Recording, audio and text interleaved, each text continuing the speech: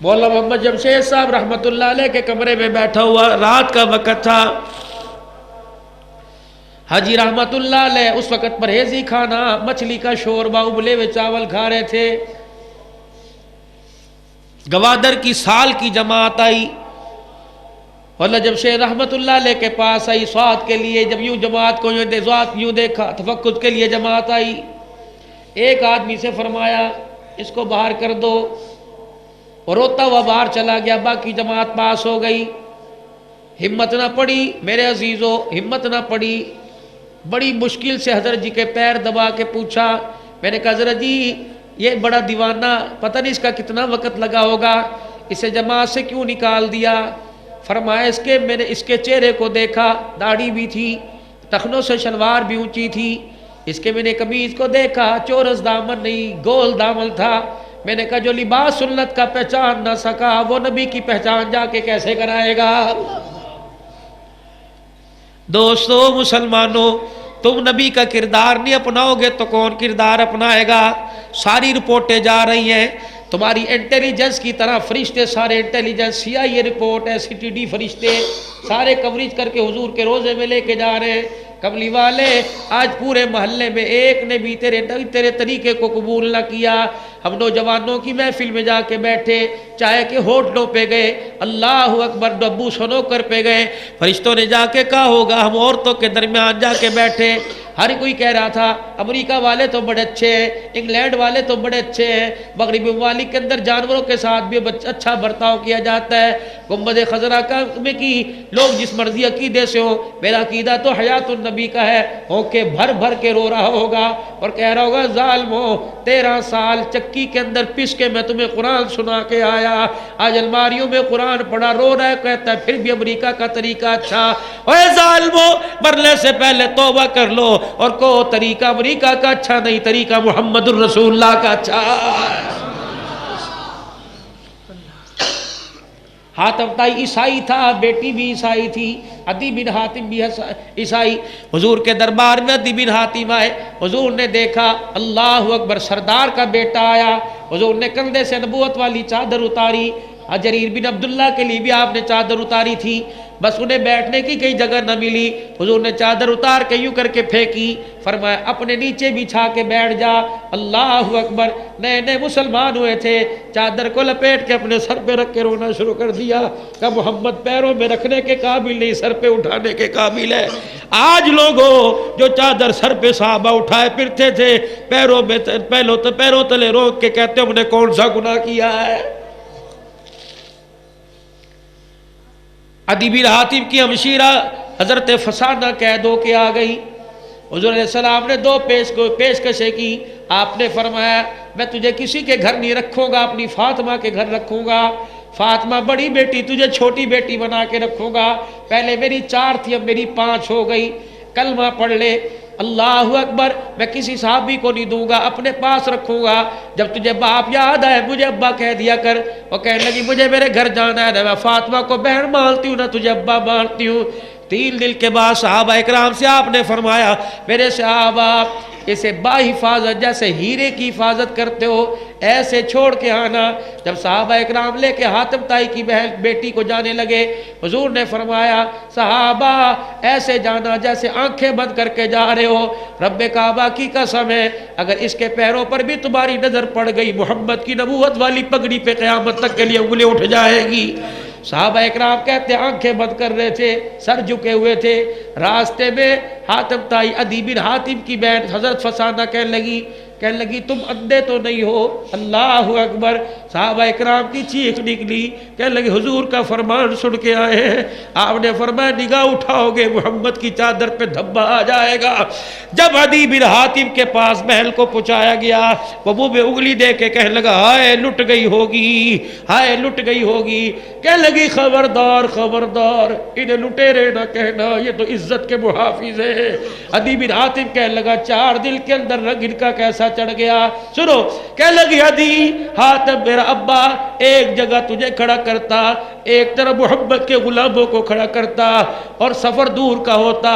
میرا باپ پوچھتا کس کے ساتھ جائے گی؟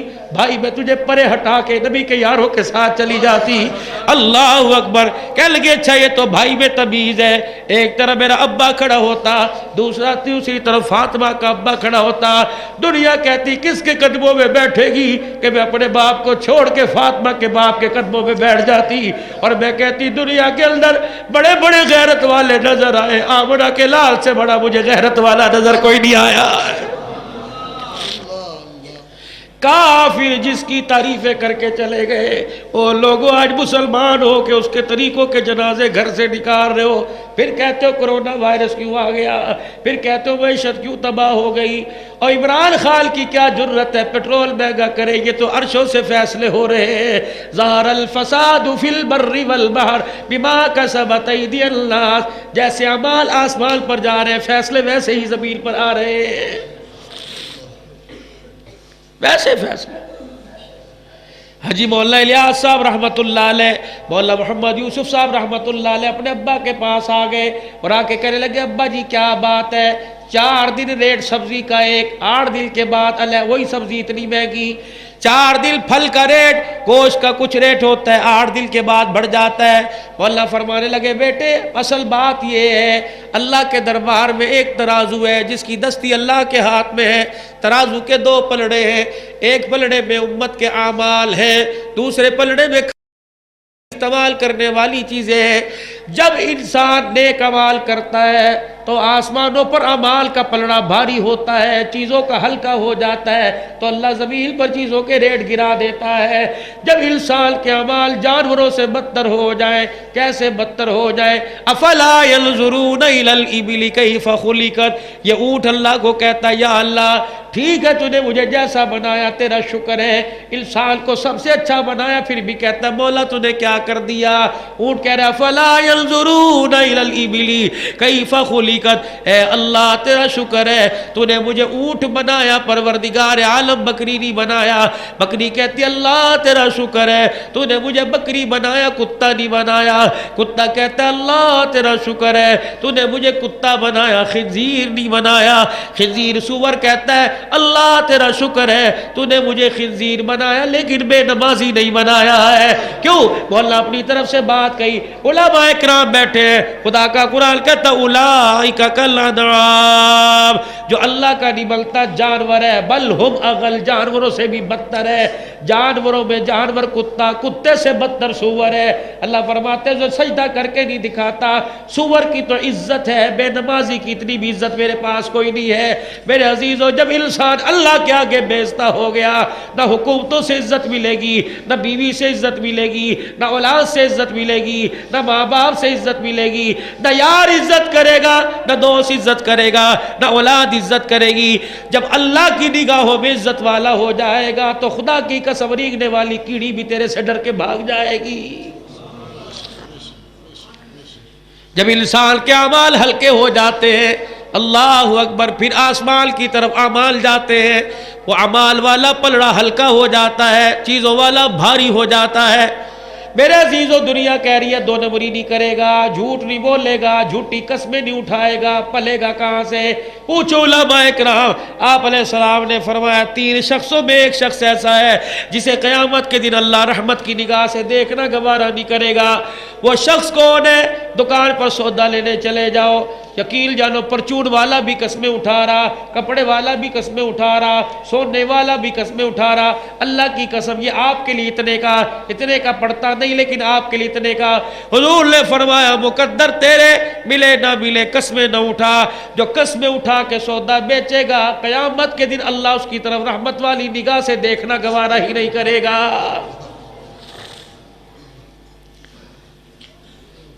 کسی نے کہا 2 نمبری نہیں کروں گا.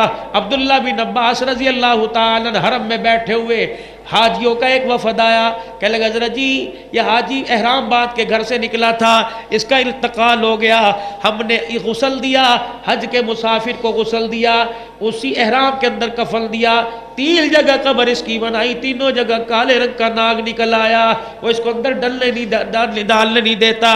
آپ نے آنکھیں بند فرمائی، فرمایا وہ لوگوں ناگ والی قبر میں ڈال دو، پوری دنیا میں جا قبر بناؤ گے کالے رنگ کا سانپ آ جائے گا۔ اللہ اکبر، قبر بنا کے آ گئے۔ حضرت جی بتاؤ تو صحیح، فرمایا گھر جب جاؤ حج کر کے اس کی گھر والی سے پوچھنا کیا جرم کرتا تھا۔ قافلے آ گئے، اس عورت بھی آئی، لیکن اس کا تو گھر والا دنیا سے چلا گیا تھا۔ لوگوں نے بتلایا، شام کو وہاں جی اس عورت کے دروازے پر آئے اور آ کہنے لگے بی بی تیرے سے ایک بات پوچھنی ہے۔ کہ کیا؟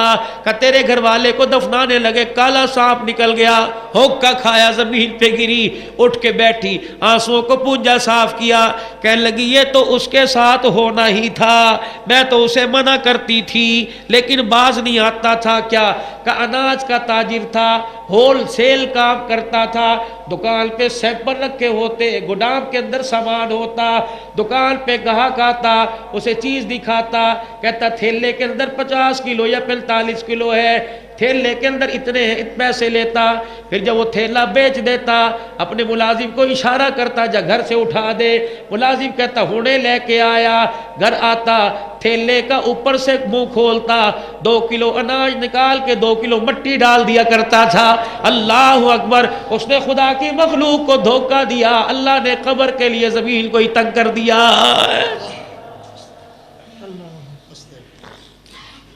ایک آدمی کے دل کے اندر خیال آیا، اس نے کہا لاکھ میں ہاتھ ڈالتا ہوں راکھ بنتا ہے، پریشان ہو گیا، پتہ لگا فلانے جگہ ایک اللہ والا بیٹھا ہے، پہنچ گیا، کہ اللہ والے جی بڑے بڑے تعویذ لے لیے، دکان بھر دی، گلے بھر دیے، جس کے پاس جاتا وہ کہتا تیرے پہ کچھ کروا دیا ہے، کیا ہوگا؟ 2500 روپے لگیں گے، میرے پاس بھی کوئی آئے گا میں بھی رگڑا دینے میں دیر نہیں کروں گا۔ اور لوگوں کو سادہ تعویذ دو نا کہ نہیں اللہ کرم کوئی مانتا نہیں ہے، ان کو توبہ کرو استغفار کرو، اور جب میں کہوں بڑی جلدی تو میرے پاس آیا ورنہ 2 منٹ بعد آتا تو زمین پہ نہ ہوتا ہے۔ رات کو سوتے ہوئے کھانستے ہیں نا، ہاں جی ہاں کھانستا ہوں، اوہ یوں بھی کرتے ہیں نا، ہاں جی کرتا ہوں، کروٹ بدلتا ہے، اس کروٹ لیٹا ہوتا ہے، صبح اٹھتا ہے ادھر کر، ہاں جی ہاں ہوتا ہے، پتہ یہ تو تیرے پیسہ ہے،